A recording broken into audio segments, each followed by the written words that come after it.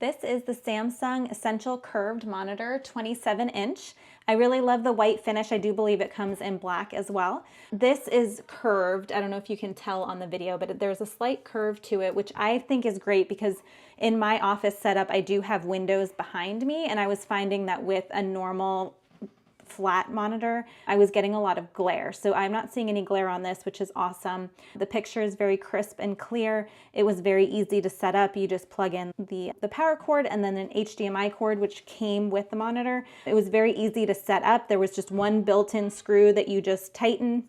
You could even do it with a coin. You don't even necessarily need a screwdriver for it, and you just pop in the base here and you're good to go, ready to set up. I really think it's a great addition to my workspace. It's a lot of real estate to where you're able to have multiple screens open at once to really make your workspace more efficient.